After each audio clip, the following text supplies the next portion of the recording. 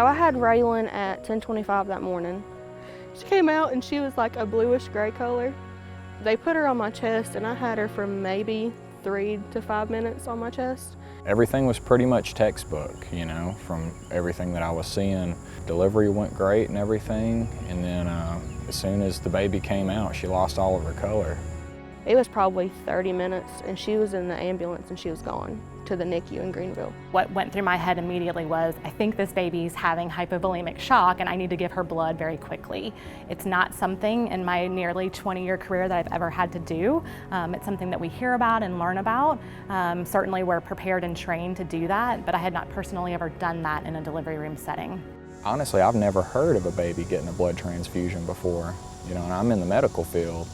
So I knew that it was very severe and her condition was very significant. So I grabbed the kit off my desk and I ran into the nursery, and I see Dr. Ranck and my charge nurse, and I knew immediately when I looked at their face, this has to happen. So we were periodically having runners go from the nursery back into the parents' room to update them. And then once we completed the blood transfusion and Raelynn was then stable and we were awaiting our transport team from Greenville, NICU, to come and get her, I was able to then go back to the bedside and give them more extensive update.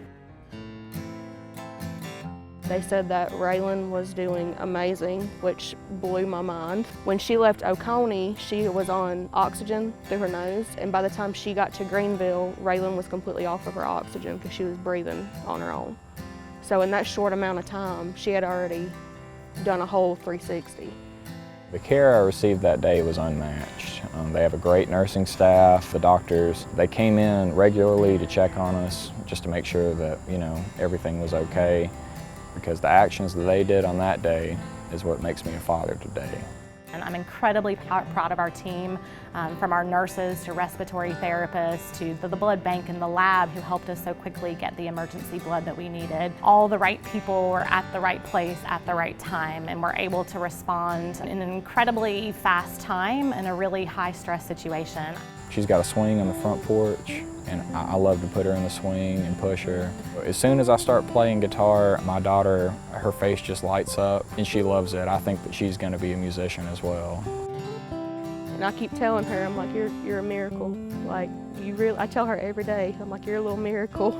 And you'll realize that one day. That's what I was meant to do, was be her mama. When I got to hold her for the first time, I knew that I was what I was supposed to do.